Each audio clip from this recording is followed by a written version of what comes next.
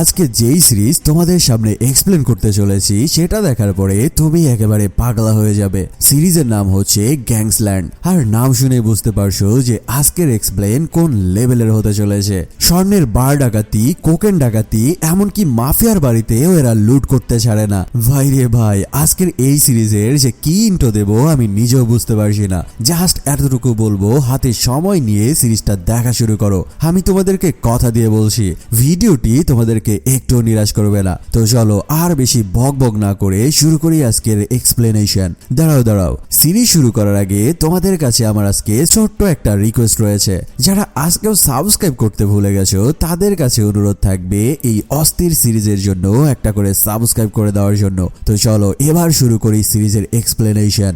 সিরিজের শুরুতে আমরা দেখতে পাই এক দুর্ধর্ষ ডাকাত তার মারদাঙ্গা তরলের মতো ধারালো এক চোরকে, যার নাম হলো মাতি। মাতি কোনো ছোটখাটো চোর নয়, সে হলো এক বিশাল মাপের পারফেক্ট ডাকাতির রাজা। আজকে মাতি আর তার টিম ওত পেতে বসে রয়েছে এক বিশাল সোনার খনি লুট করার জন্য। মানে বুঝতে পারছো ব্যাপারটা, সোনার খনি। তাদের নজর এখন শকুনের মতো পড়ে রয়েছে সেই চকচকে সোনার দিকে। মাতি আর তার পুরো টিম নিয়ে চারপাশটা ভালোভাবে পর্যবেক্ষণ করে নেয়। যখনই সে দেখতে পায় সিকিউরিটি গুলো একটু ঢিলেমি করছে, তখনই সে তার দলবল নিয়ে সিংহের মতো ঝাঁপিয়ে পড়ে সেই সোনার খনির ওপরে। মাতি আর তার টিমের সামনে সেই গার্ডরা স্রেফ বাচ্চা পোলা পানের মতো তাদের জীবনের মায়ের জন্য হাল ছেড়ে দেয়। মাতি মুহূর্তের মধ্যেই সব গার্ডকে ধোলাই করে সেখান থেকে কয়েক বস্তা সোনার বার নিয়ে চম্পট দেয়। তাদের এই মিশন ছিল একেবারেই নিখুঁত এবং পারফেক্ট, যার কারণে খুব অল্প সময়ের মধ্যেই তারা এই মিশনে সাকসেসও পায়। এদিকে সিন পরিবর্তন হয়ে আমরা দেখতে পাই এক নারী মাফিয়াকে, যার নাম হচ্ছে লিয়ানা। তবে এরা মাতির মতো এত হাই প্রোফাইল চোর নয়, এরা হলো স্রেফ চুনোপুটি বা সিসকে চোর। লিয়ানার মেইন অস্ত্র হলো তার বান্ধবী সায়েন্স। লিয়ানা সায়েন্সকে ব্যবহার করে শহরের বড় বড় ধনী এবং কামুক লোকদেরকে ফাঁদে ফেলে। মানে বলতে পারো এক প্রকার হানি ট্র্যাপ। আজকে সায়েন্স এক হোটেল রুমে যায় এক মক্কেলের সাথে দেখা করতে, যার নাম ছিল শামসুল। সায়েন্স যখন শামসুলকে সিডিউস করে তার সবকিছু হাতিয়ে নেওয়ার ধান্দা করছিল, তখন সে জানতো না যে সে আসলে কত বড় এক বিষধর সাপের গর্তের মধ্যে ঢুকে পড়েছে। কারণ এই শামসুল কোনো সাধারণ লোক ছিল না, সে ছিল শহরের সব থেকে ভয়ঙ্কর ড্রাগস লর্ড সাবেরের ডান হাত। লিয়ানা আর সায়েন্স এই ভুলটা করেই তাদের জীবনের সব থেকে বড় বিপদ ডেকে নিয়ে আসে। তবে তাদের সাথে কি হলো এই কাহিনী তোমরা একটু পরেই দেখতে চলেছো। অন্যদিকে মাতি তার আস্তানায় সোনাগুলো নিয়ে বেশ জাঁকজমক ভাবে বিজয় উদযাপন করছিল। তাদের খুশির সীমা নাই, কারণ এই কয়েক শত কেজি সোনা তাদের জীবন বদলে দেবে। এই হাসাহাসি আর ভুরিভোজের মধ্যে মাতির টিমের সব থেকে সিনিয়র মেম্বার টনি এক বোমা ফাটিয়ে বসে। সে জানায় তার বয়স হয়ে গেছে, তাই এই খুনের লাইফে সে আর থাকতে চায় না। সে এখন রিটায়ারমেন্ট নিয়ে সুখে শান্তিতে জীবনযাপন করতে চায়। এই কথা শুনে মাতিও আর তাকে আটকায় না, কারণ সে জানে এই লাইফটা যতটা চকচকে এর শেষটা ততটাই অন্ধকার। এদিকে ড্রাগ লর্ড সাবের যখন জানতে পারে যে তার 8 কেজি ড্রাগস মানে সাদা পাউডার চুরি হয়ে গেছে, তখন তার মাথার রক্ত একদম আকাশে উঠে যায়। সে শামসুলকে কড়াভাবে অর্ডার দেয়, যেভাবেই হোক সেই চোরদেরকে খুঁজে বের করো এবং তাদেরকে চিরকালের জন্য কিচ্ছা খতম করে দাও। সাবেরের মেজাজ তখন একদম তুঙ্গে, কারণ তার সাম্রাজ্যে হাত দেওয়ার সাহস আজ পর্যন্ত কেউ করেনি। গল্পের মোড় ঘুরে যায় যখন আমরা দেখতে পাই যে সায়েন্স তার মা আনিসার সাথে গল্প করছিল।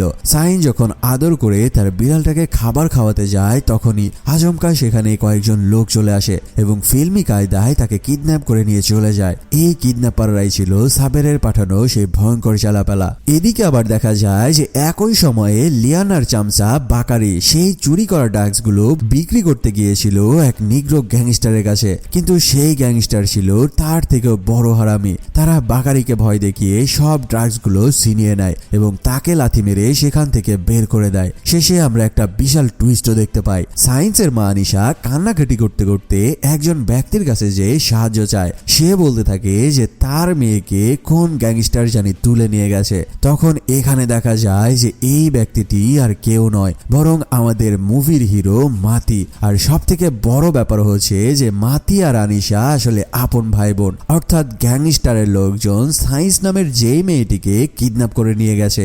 এই সায়েন্স হলো মাতির নিজের আপন ভাগ্নি। মাতি যখন জানতে পারে যে তার ভাগ্নিকে সাবেরের লোকেরা তুলে নিয়ে গেছে, তখন তার হাত সুরগুর করতে থাকে এক একজনের খুলি উড়িয়ে দেওয়ার জন্য। সে স্রেফ একটা কথা বুঝে নেয়, এবার যুদ্ধটা হবে সামনাসামনি, আর সেই যুদ্ধে যে তার সামনে এসে দাঁড়াবে তারই খুলি সে উড়িয়ে দেবে। মাতি ঝটপট ওয়েপেন রেডি করে নিয়ে বেরিয়ে পড়ে সাবেরের আস্তানার দিকে। সে এক মুহূর্ত সময় নষ্ট না করে তার ভাগ্নি সায়েন্সের লোকেশন খুঁজতে থাকে, কিন্তু কপালে তো জট লেগে রয়েছে অন্য জায়গায়। সে সায়েন্সকে খোঁজার বদলে দেখতে পায় সাবেরের কুখ্যাত চেলা শামসুলকে, যে শকুনের মতো নজর রাখছিল আনিশার বাড়ির ওপরে। মাতির বুঝতে বাকি থাকে না যে এই হলো আসল নষ্টের গোড়া। মাতি চিতার মতো ক্ষিপ্ততায় শামসুলকে পাকড়াও করে বসে, আর তার পকেট তল্লাশি করে সে সায়েন্সের একটা ভিজিটিং কার্ড দেখতে পায়। ব্যাস, মাতির হাত এবার নিষ্পিস করতে থাকে শামসুলের হাড় গুড় গুঁড়ো করে দেওয়ার জন্য। সে যখন তাকে মারতে শুরু করে, এবার মার খেয়ে আধমরা হয়ে শামসুল নিজের জীবনের মায় গড়গড় করে সকল সত্য বলে দিতে থাকে। শামসুল বলতে থাকে সায়েন্স এবং তার বান্ধবী লিয়ানা মিলে ড্রাগস লর্ড সাবেরের 8 কেজি কোকেন চুরি করেছে, আর সেই ড্রাগের নেশাতেই সাবের এখন পাগলা উন্মাদ হয়ে সায়েন্সকে তুলে নিয়ে গেছে। শামসুল আসলে ওখানে এসেছিল সায়েন্সের ফোনের খোঁজে, যা একটা পুতুলের ভেতরে লুকানো রয়েছিল। মাতি আর দেরি না করে সেই ফোনটা উদ্ধার করে।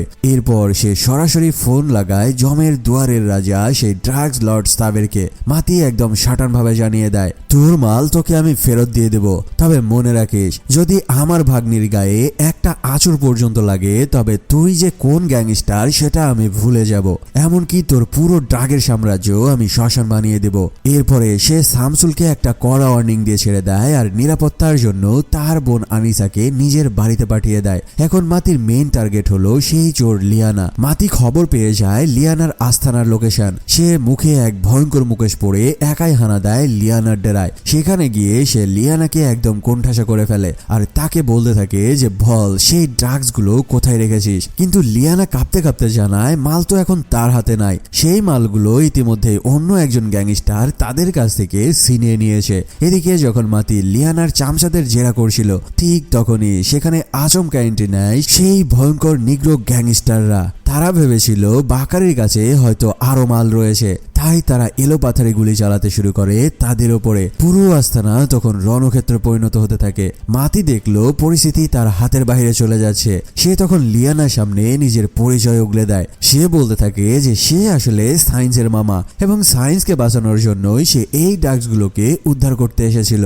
বাঁচার জন্য এখন তাদের দুজনের এক হওয়া ছাড়া আর উপায় নাই। মাতি এবং লিয়ানা মিলে সেই নিগ্রো গ্যাংস্টারদের উপরে পাল্টা লড়াই শুরু করে, এবং জান বাজি রেখে সেখান থেকে কোনো রকমে জীবন নিয়ে তারা বেরিয়ে আসতে সক্ষম হয়। অন্যদিকে গল্পে যোগ হয় নতুন এক চরিত্র, সাবেরের ভাইজি সোফিয়া। সে গিয়ে সাবেরের বাবা হাসানকে নালিশ করে সাবের সীমা লঙ্ঘন করছে। সে অন্য মাফিয়াদের ডেরায় ডাক সাপ্লাই দিয়ে বড় কোনো গ্যাংওয়ার বাঁধিয়ে দিবে, কিন্তু সাবের তখন মালের নেশায় বুঁদ হয়েছিল, যার কারণে সে কারো কোনো কথাই শুনছিল না। মাতিও বুঝতে পারে যে ড্রাগস গুলো এখন আর লিয়ানার হাতে নাই, বরং ড্রাগস গুলো এখন এই নিগ্রো গ্যাংস্টারের কবজায়। মাতি আর লিয়ানা এখন সোজাসুজি বাঘের গোয়ায় হানা দেওয়ার সিদ্ধান্ত নেয়। তারা পৌঁছে যায় সেই নিগ্রো মাফিয়ার আস্তানায়। সেখানে পৌঁছে মাতি তার স্নাইপার গান নিয়ে পজিশন নেয়। এখন তার একটাই লক্ষ্য, যেই তার সামনে আসবে সবার খুলি উড়িয়ে দিয়ে নিজের ভাগ্নিকে জমের হাত থেকে ফিরিয়ে আনতে হবে। মাতি আর লিয়ানা মিলে সেই নিগ্রো গ্যাংস্টারের ডেরায়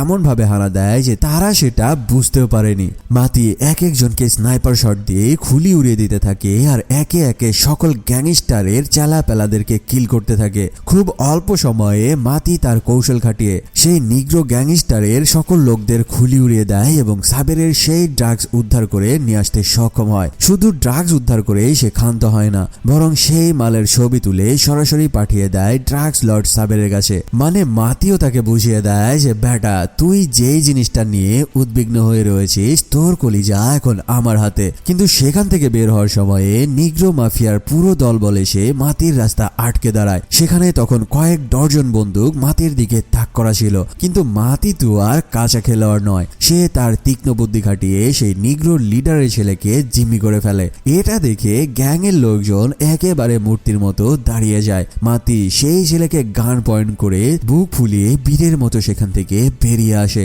এদিকে ড্রাগস লর্ড সাবেরের প্রাসাদের ডামা তখন আস্তে আস্তে জমতে শুরু করে। সোফিয়া যখন তাকে বোঝাতে যায় যে এসব গ্যাং ওয়ার বন্ধ করতে, তখন সাবের ক্ষমতার গরমে তাকে অপমান করে তাড়িয়ে দেয়। টাকা আর পাওয়ারের নেশায় সাবের তখন পুরোপুরি অন্ধ ছিল।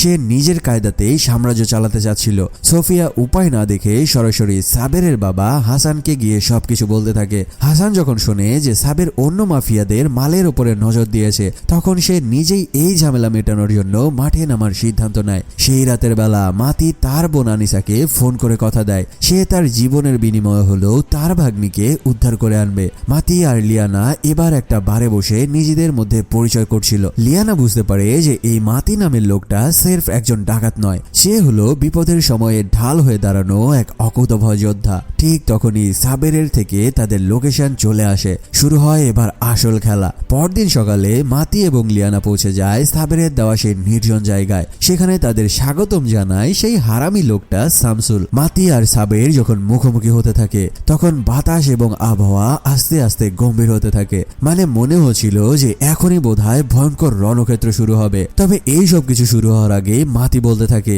আগে আমার ভাগ্নিকে ছাড়, তারপর তোর মাল ফেরত পাবে। কিন্তু সাবের হলো ধুরন্ধর শিয়াল, সে সাফ জানিয়ে দেয়, আগে আমার মাল দেখা, তারপর মেয়েটাকে ছেড়ে দেওয়ার কথা ভাববো। মাতি বাধ্য হয়ে তার গাড়িতে রাখা মালগুলো দেখায়। শামসুল সেখানে গিয়ে চেক করে কনফার্ম করে যে সব মাল ঠিকঠাক রয়েছে। কিন্তু তখনই সাবের তার আসল রূপ পাল্টায়। সে সায়েন্সকে ছেড়ে দেওয়ার বদলে সির্ফ দূরে থেকে একবার জীবিত তাকে দেখায় এবং আবারও ভেতরে নিয়ে যায়। লিয়ানা রাগে ফেটে পড়ে সাবেরের উপরে ঝাঁপিয়ে পড়তে চাইলে মাতি তাকে কন্ট্রোল করে, কারণ সে বুঝতে পেরেছে এখন মাথা গরম করলে তারা সায়েন্সকে মেরে ফেলতে পারে। মাতি জিজ্ঞেস করে, এখন তো নতুন আবদার কি? সাবের তখন এক ভয়ঙ্কর প্রস্তাব দেয়। সে বলতে থাকে যে কাল সকালবেলা পোর্টে অন্য মাফিয়া ক্রিসের 300 কেজি ড্রাগস নামবে। তুই যদি তোর ভাগ্নিকে জ্যান্ত দেখতে চাস তবে ওই 300 কেজি মাল লুট করে আমার হাতে তুলে দিতে হবে। মানে জাস্ট চিন্তা করে দেখো যে এই সাবের নামের লোকটা কি মারাত্মক এক চাল চেলে বসেছে।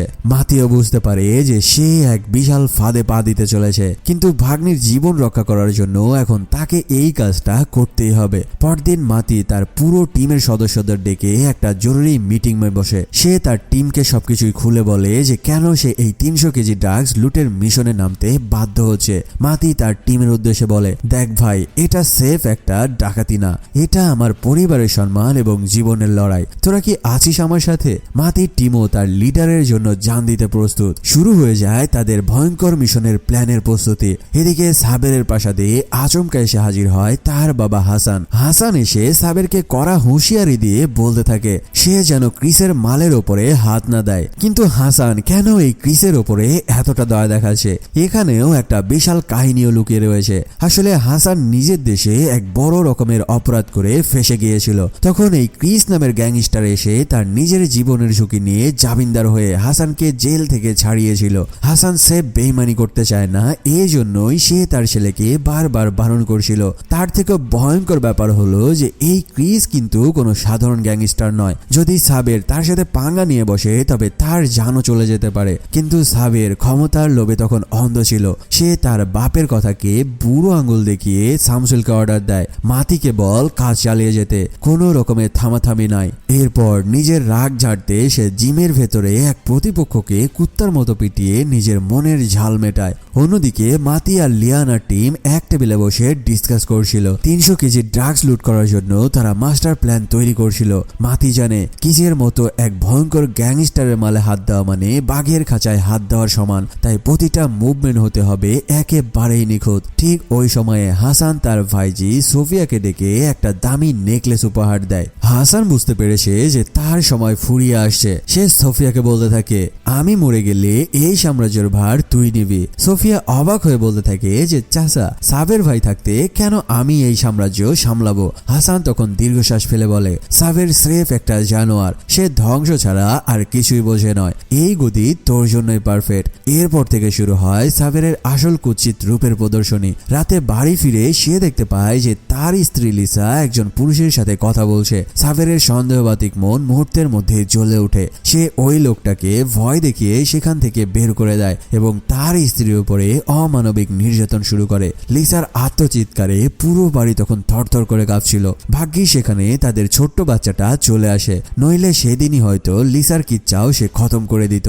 অন্যদিকে মাতির টিম কিন্তু বসে নেই, তারা সাইলেন্ট কিলারদের মতো কাজ শুরু করে দিয়েছে। তারা প্রথমেই ড্রাইভারের স্ত্রীকে জিম্মি করে নেয়, যে ড্রাইভার ক্রিসের মাল পরিবহন করবে। শুধু এতটুকুই নয়, ক্রিসের এক বিশ্বস্ত চেলার বাচ্চাকেও তারা তুলে নিয়ে আসে, যেন ক্রিসের সকল সিকিউরিটির হাঁড়ির খবর তারা বের করতে পারে। মাতিও বুঝিয়ে দেয়, সে যখন মিশনে নামে তখন চারিদিক থেকে বাজিমাত করে নামে। এদিকে লিসা আর সহ্য করতে না পেরে সোফিয়াকে ফোন করে নিজের মার খাওয়া মুখটাকে দেখায়। সে কাঁদতে কাঁদতে বলতে থাকে, আমি আর এই নরকে থাকতে চাই না, আমার বাচ্চাকে নিয়ে এখান থেকে পালিয়ে যাব। সোফিয়া তাকে শান্ত করার চেষ্টা করলেও লিসা এক ভয়ঙ্কর সত্যি তাকে বলে দেয়। সে বলতে থাকে, সোফিয়া তুই কি জানিস হাসান এবং সাবের দুই বাপ বেটা ওপরে ওপরে ভালো হলো, তারা ভেতরে ভেতরে কত বড় একজন পিশাচ। আজ থেকে 30 বছর আগে হাসান কি করেছিল তুই যদি জানতি, তবে তুইও তাকে হত্যা করার জন্য মরিয়া হয়ে পড়তি। এই কথা শোনার পরে সোফিয়ার মনে কৌতূহল জেগে বসে। সোফিয়া যখন লিসার মুখ থেকে তার বাবা মায়ের খুনের আসল রহস্য জানতে পারে, তখন তার পায়ের নিচ থেকে মাটি সরে যাওয়ার উপক্রম। সে জানতে পারে আজকে সে যাকে চাচা বলে শ্রদ্ধা করছে সে হাসানি 30 বছর আগে নিজের পিঠ বাঁচাতে সোফিয়ার বাবা মাকে কুত্তার মতো গুলি করে মেরেছিল। ক্ষমতার নেশায় এই পিশাচগুলো কতটা নিচে নামতে পারে, এই সকল কিছু ভেবেই সোফিয়ার তখন আগুনে পুরো শরীর জ্বলছিল এবং তার মনের মধ্যে একটা প্রতিশোধের আগুন জ্বলে ওঠে। এদিকে পরদিন সকালে মাতি আর লিয়ানা তাদের মিশনে নেমে পড়ে। তাদের টার্গেট সেই কন্টেইনার, যাতে ক্রিসের 300 কেজি মাল রয়েছে। কিন্তু ক্রিসের চেলাপেলাও তো আর কম নয়, তারা কোনোভাবেই মুখ খুলছিল না। লিয়ানা তখন তার চমৎকার বুদ্ধি খাটিয়ে সেই ড্রাইভারের ফ্যামিলিকে ভয় দেখিয়ে এবং টেকনিক্যাল বুদ্ধিতে সেই কন্টেইনারের লোকেশন বের করে ফেলে।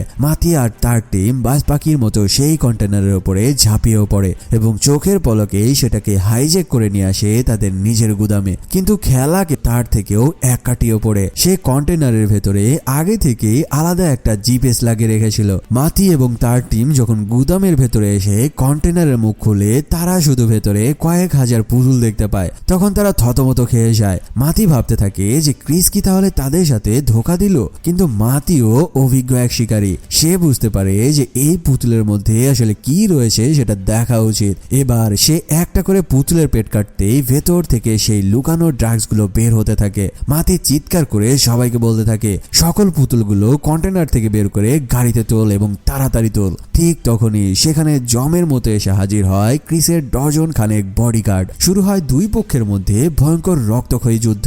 চারিদিক শুধু গুলির শব্দ এবং গোলাবারুদের গন্ধ। মাতির টিম মেম্বাররা সাহসের সাথে লড়াই করলো। এক পর্যায়ে লিয়ানের বিশ্বস্ত সাগরেদ বাকারি ক্রিসের গুলিতে মাটিতে লুটিয়ে পড়ে। লিয়ানা কান্নায় ভেঙে পড়লো। মাতি তাকে টেনে তোলে এবং তাকে বলতে থাকে যে এখন কান্নার সময় নয়, আগে নিজের জান বাঁচা।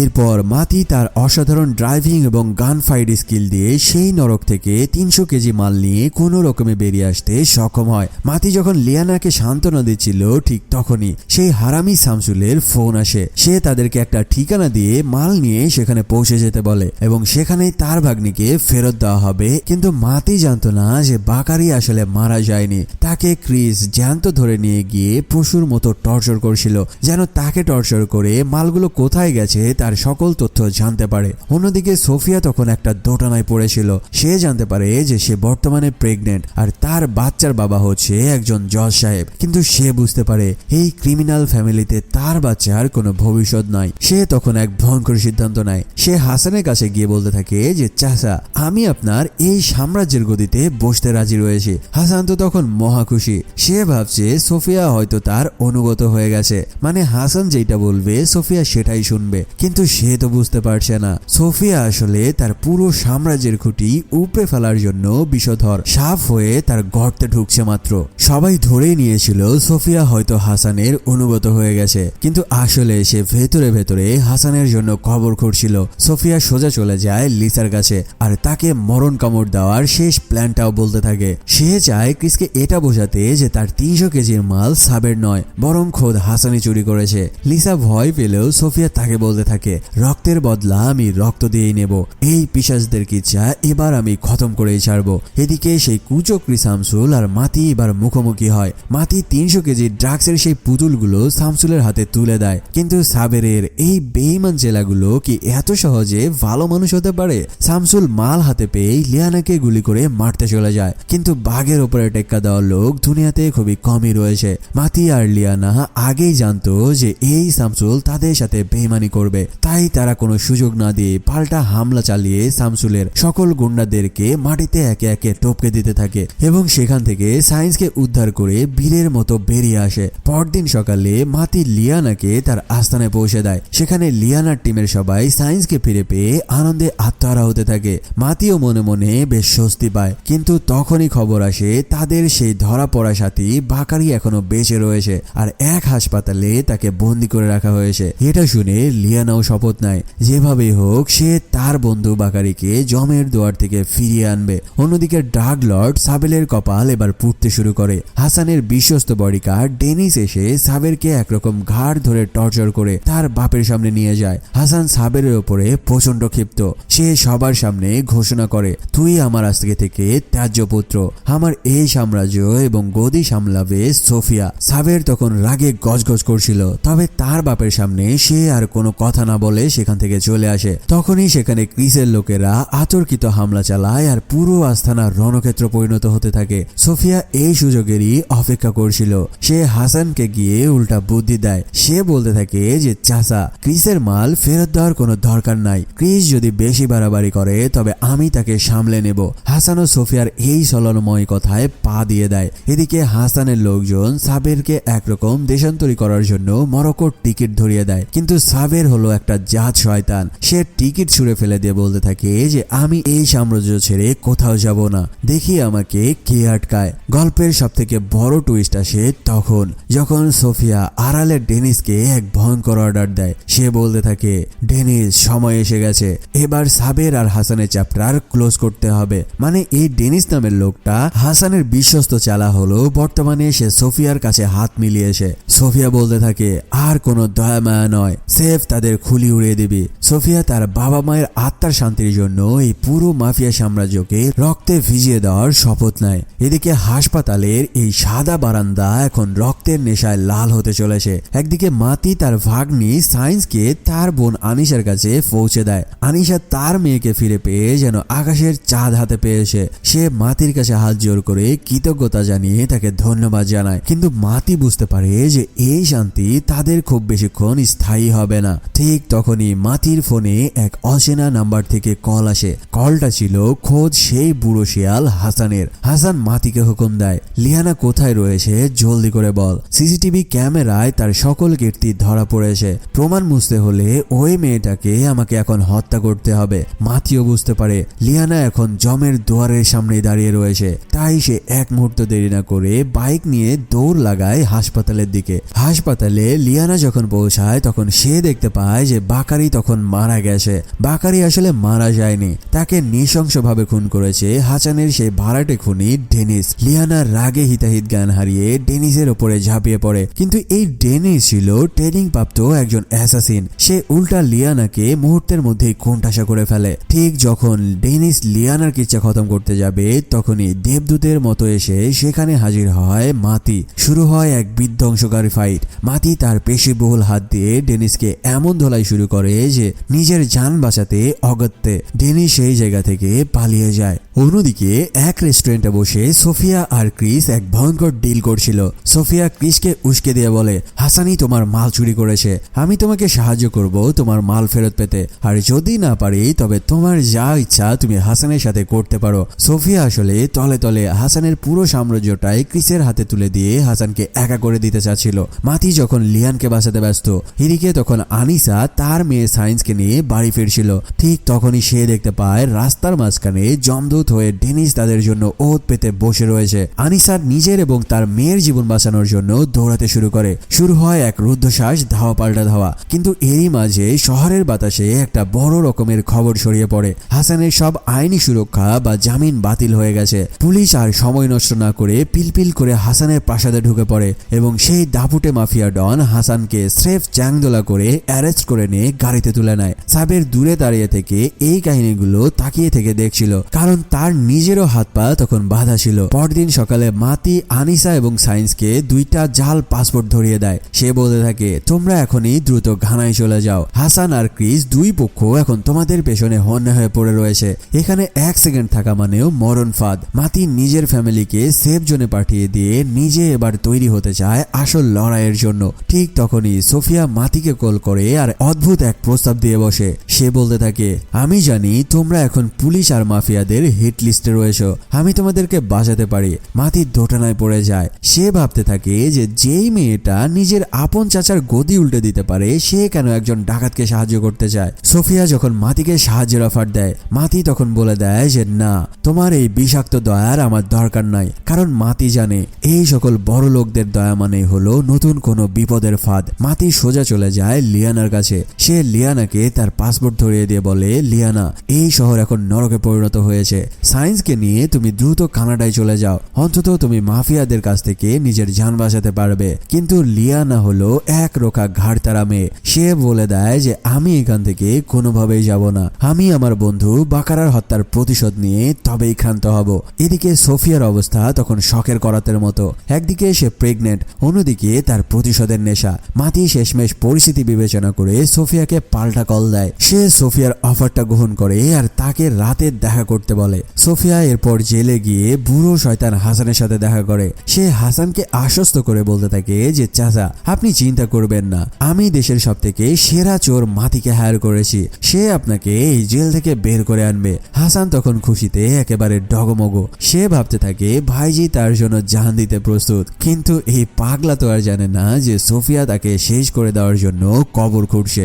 রাতে মাতি আর সোফিয়া মুখোমুখি বসে। সোফিয়া মাতিকে প্রমাণ দেখায় যে সে লিয়ানার নাম পুলিশের ব্ল্যাকলিস্ট থেকে মুছে দিয়েছে, কিন্তু বিনিময়ে সে মাতিকে এক ভয়ঙ্কর অফার দেয়। সে বলে, হাসানকে জেল থেকে বের করে আনো আর তারপর তাকে আসল গডের কাছে পাঠিয়ে দাও। মাতি অবাক হয়ে জানতে চায় যে সে কেন নিজের আপন চাচাকে হত্যা করতে চায়। সোফিয়া তখন 30 বছর আগে ঘটে যাওয়া বুক ফাটানো সেই খুনের কাহিনী তাকে বলে। সে জানায় হাসানই তার বাবা মায়ের খুনি। সোফিয়া মাতিকে $83 মিলিয়ন একটা অফার দেয়। সে বলতে থাকে, কাজ শেষ করার পরে এই টাকাটা তুমি তুলে নিতে পারবে। মাতি তার টিমের সাথে এবার এই ডিল নিয়ে মিটিং এ বসে, কিন্তু টিমের মেম্বাররা এবার বেঁকে বসে। তারা বলতে থাকে যে ওস্তাদ, আমরা চুরি ডাকাতি করি এতটুকু ঠিক ছিল, কিন্তু খুনের পাপের ভাগ আমরা নিতে পারবো না। টিমের এই কথাবার্তা শুনে মাতি আবারও সোফিয়ার সাথে কথা বলে। সে বলতে থাকে যে আমরা শুধু হাসানকে জেল থেকে বের করব, হত্যা করার কাজ তোমার। মাতির এই প্রস্তাবে সোফিয়াও রাজি হয়ে যায়।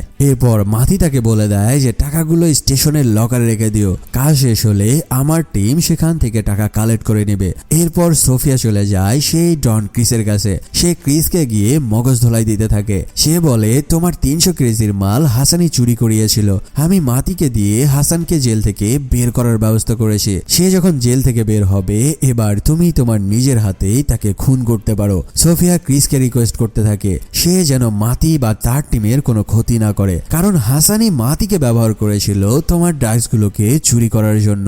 সোফিয়া এক চালে 2 কিস্তিমাত করার প্ল্যান সাজিয়ে ফেলে, যাতে করে হাসানও মরবে আবার ক্রিসেরও রাগ মিটবে। অন্যদিকে লিয়ানা তার প্রিয় সাথী বাকারির জানাজায় গিয়ে কান্নায় ভেঙে পড়তে থাকে। জানাজা শেষে সায়েন্সকে ফোন করে সে দেখা করতে বলে। সায়েন্স তাকে একটা গোপন লোকেশন পাঠিয়ে দেয়। মাতি, লিয়ানা, সোফিয়া এবং ক্রিস সবার গন্তব্য এখন একই বিন্দুতে। বাতাসের গন্ধে এখন ভারতের গন্ধ মিশে আসে। কার যে খুলি উড়বে আজকে আর কে যে বিজয়ী হবে সেটা শুধু এখন দেখার অপেক্ষা। লিয়ানা যখন সায়েন্সের পাঠানো লোকেশনে পৌঁছায়, সে টেরি পায়নি যে তার পেছনে জমদূতের মতো লেগে রয়েছে কিসের পাঠানো 2জন এজেন্ট। এদিকে সোফিয়া তার প্ল্যান মাফিক হাসানকে বহনকারী পুলিশের গাড়ির রুট ম্যাপ মাতি এবং ক্রিস উভয়কেই পাঠিয়ে দেয়। শুরু হয় এক ভয়ঙ্কর দাবার গুটির চাল। লিয়ানা এবং সায়েন্স যখন একে অপরকে জড়িয়ে ধরে ভাবছিল যে সকল বিপদ কেটে গেছে, তখনই আড়ালে থাকা ক্রিসের লোকজন তাদের উপরে শকুনের মতো নজর রাখছিল।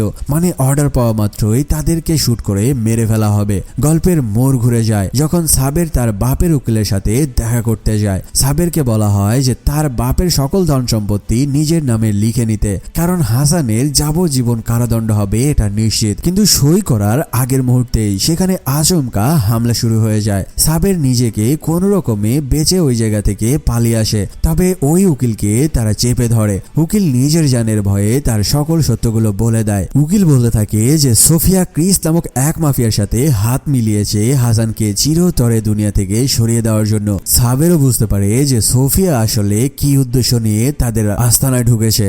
এদিকে মাতি ও তার টিম অস্ত্রশস্ত্র নিয়ে রেডি হয়ে বেরিয়ে পড়ে। সে একদম ফিল্মি কায়দায় পুলিশের গাড়ির ইন্টারসেপ্ট করে হাসানকে ছিনিয়ে নেয়। মাতি হাসানকে নিয়ে সেই জায়গায় পৌঁছায় যেখানে সোফিয়ার সাথে দেখা করার কথা ছিল, কিন্তু এখানে ঘটে এক ভয়ঙ্কর কাণ্ড।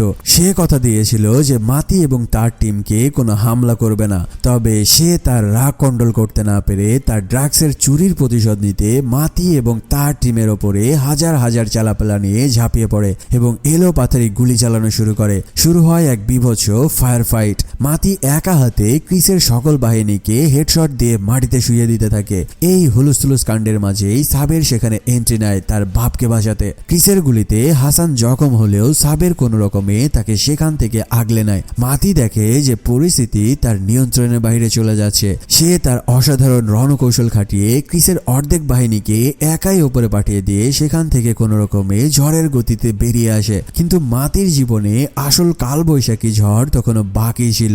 মাতি যখন বাড়ির কাছাকাছি পৌঁছায় তখন লিয়ানা সায়েন্সের চিৎকার শুনে বাড়ির ভেতরে ঢুকে। সেখানে গিয়ে লিয়ানা যা দেখে তাতে তার একদম কলিজা শুকিয়ে যায়। ক্রিসের লোকগুলো অলরেডি মাতির আস্তানায় হানা দিয়ে তার টিমের সকল সদস্যদের এবং তার একমাত্র বোন আনিসাকে নৃশংসভাবে হত্যা করে ফেলেছে। সব থেকে ভয়ঙ্কর দৃশ্যটা ছিল তখন লিয়ানার চোখের সামনেই ক্রিসের লোকজন ছোট্ট মেয়ে সায়েন্সকে গুলি করে তার খুলি উড়িয়ে দেয়। এই কাহিনী দেখে লিয়ানা একদম পাথরের মতো জমে যায়। মাতি যখন টনিকে ফোন করে বাড়িতে যেতে বলে, সে জানতো না যে টনিও অলরেডি বিপদে রয়েছে। ফোনের অপর পাশ থেকে টনি কিছু বলার আগেই ক্রিসের লোকগুলো তাকেও আক্রমণ করে বসে। মাতি যখন নিজের রক্তাক্ত বাড়িতে পা রাখে সে দেখলো যে তার পুরো পরিবার শ্মশান হয়ে গেছে। তার বোন, তার আদরের ভাগ্নি এবং তার টিমের সবাই আজকে লাশে পরিণত হয়েছে। এই কাহিনীগুলো দেখে মাতির চোখের কোণে পানি চলে আসে এবং তার মনের মধ্যে আগ্নেয়গিরির মতো লাভা ফুটতে শুরু করে। এদিকে হাসান রক্তাক্ত অবস্থায় যখন বুঝতে পারে সাবের তাকে হাসপাতালে নিতে যাচ্ছে তখন সে সাবেরকে থামিয়ে বলতে থাকে, তুই আমাকে হাসপাতালে নিয়ে কি করবি? সেখানে গেলে পুলিশের খাঁচায় আবারও যাবজ্জীবন কারাদণ্ড হবে। তার থেকে বরং তুই আমাকে এখানেই মেরে ফেল, কারণ আমি বীরের বেশে মরতে চাই, কোনো পুলিশের গোলামি করতে চাই না। বাবার এই সকল আবদার শুনে সাবের তার বুকের ওপরে পাথর চাপ দিয়ে অবশেষে নিজের হাতেই তার বাপকে হত্যা করতে বাধ্য হয়। এদিকে মাতি তার বোন, ভাগ্নি এবং প্রাণপ্রিয় টিমমেটের মৃত্যুতে এক ভয়ঙ্কর রাক্ষস হয়ে যায়। সে তার পুরনো বাড়িতে ফিরে আসে এবং মাটির নিচে লুকিয়ে রাখা ভয়ঙ্কর অস্ত্রগুলো খুঁড়ে বের করে আনে। আজ সে শুধু একজন ডাকাত মাতি নয়, সে আজ সাক্ষাৎ আজরাইলের বেশে রূপ ধারণ করেছে। ঠিক তখনই টনি সেখানে এসে হাজির হয়। টনি জানায় তাদের আরেক টিমমেট জর্ডানকেও ক্রিসের লোকেরা মেরে ফেলেছে, তবে টনি ক্রিসের একজন চালাকে জ্যান্ত ধরতে সক্ষম হয়েছে। মাতি আর টনি মিলে এবার সেই চালাকে মারাত্মক রকমের টর্চার করতে থাকে এবং তাকে টর্চার করে ক্রিসের গোপন আস্তানার হদিস বের করে ফেলে। এদিকে ক্রিস তার ডেরায় সোফিয়াকে বন্দি করে রেখেছে। ক্রিস ক্ষেপে আছে কারণ সোফিয়ার সকল চাল ফ্লপ হয়েছে। সোফিয়াকে সে অন্ধকার ঠুকরিতে বন্দি করে রাখে। সেখানে যে সোফিয়া দেখতে পায় যে আগে থেকেই লিয়ানাকেও বন্দি করে রাখা হয়েছে। ঠিক তখনই মাতি এবং টনি ঝড়ের গতিতে ক্রিসের ডেরায় হানা দিয়ে বসে। ক্রিসের সকল বাহিনীকে একে একে টপকে দিয়ে যখন মাতি সেই আস্তানার মধ্যে ঢুকে সে সামনে সোফিয়াকে দেখতে পায়। তাকে দেখা মাত্রই মাতি এক শটে সোফিয়ার খুলি উড়িয়ে দিতে চায়। এই কাহিনী বুঝতে পেরে সোফিয়া আগেই মাতির পায়ে পড়ে যায়। সে তার পা ধরে কান্না করতে করতে বলতে থাকে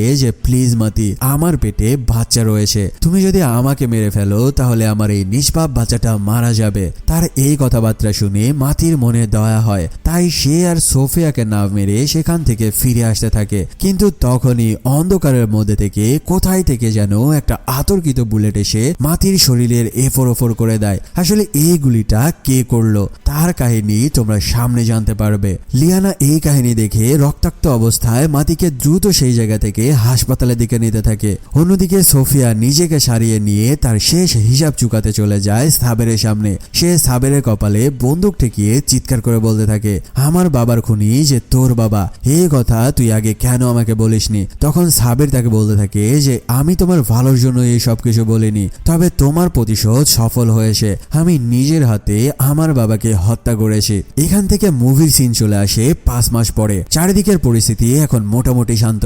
ডার্কস লর্ড সাবেরের দরজায় করা নাড়ে তার বাপের এক পুরনো বন্ধু। সে সুদূর মরক্কো থেকে এসেছে। সে সাবেরকে বলতে থাকে, মরক্কোতে তোমার বাপের অনেক কাজ বাকি রয়েছে, তোমাকে এখন দ্রুত মরক্কোতে যাওয়া দরকার। সাবের যাওয়ার জন্য রাজি হলো। সেখানে এসে বাধা হয়ে দাঁড়ায় সোফিয়া। সোফিয়া এখন আগের মতো আর নরম সরম মেয়ে নেই। সে এখন পুরো দমে একজন মাফিয়া কুইন হয়ে উঠেছে। সে সাবেরকে গর্জন দিয়ে বলতে থাকে, মরক্কোতে যাওয়ার কথা ভুলে যাও সাবের, আমাদের মেইন টার্গেট এখন পুরো ইউরোপ। মানে এখন তাদের পুরো টার্গেট হচ্ছে যে ক্রিসের সেই বিশাল ড্রাগের সাম্রাজ্য দখল করে নেওয়া।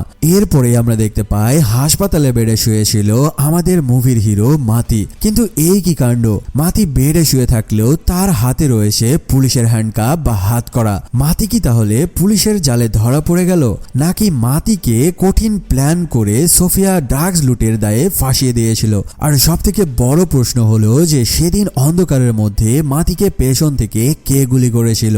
এই সকল প্রশ্নগুলো যখন সকলের মাথায় ঘুরপাক খাচ্ছিল, ঠিক ওই সময়ে ঝড়ের গতিতে বুলেটের শট নিয়ে এসে হাজির হয় লিয়ানা এবং সেখানে থাকা সকল পুলিশদেরকে মেরে অবশেষে সে মাতির হাত থেকে হাত করা খুলে দেয়। এরপর মাতিকে বলতে থাকে, চলো এবার সকল বিশ্বাসঘাতকতার প্রতিশোধ নেওয়ার সময় হয়ে গেছে। কিন্তু এখানে প্রশ্ন হলো যে মাতির হাতে হাত করা কেন ছিল, আর মাতিকে কে বা ফাঁসিয়েছিল? আর সব থেকে বড় প্রশ্ন হলো যে সেদিন মাতিকে আসলে কে গুলি করেছিল? এবং মাতি এখান থেকে ছাড়া পাওয়ার পরে তার সাথে করা বিশ্বাসঘাতকতার প্রতিশোধ সে কি ভয়ঙ্কর রূপে নিয়েছিল? এই সকল প্রশ্নের উত্তর পেতে চলেছি আমরা সিজন 2-এ। তো বলো কেমন লেগেছে আজকের সিজন 1 এর এক্সপ্লেনেশন? যদি তোমাদের এই সিরিজটি ভালো লেগে থাকে তবে এই সিরিজের সেকেন্ড পার্ট দ্রুতই আসছে আমাদের এই চ্যানেলে। দেখা হচ্ছে খুবই দ্রুত এই সিরিজের সেকেন্ড সিজন নিয়ে। সে পর্যন্ত ভালো থাকো, সুস্থ থাকো, ধন্যবাদ।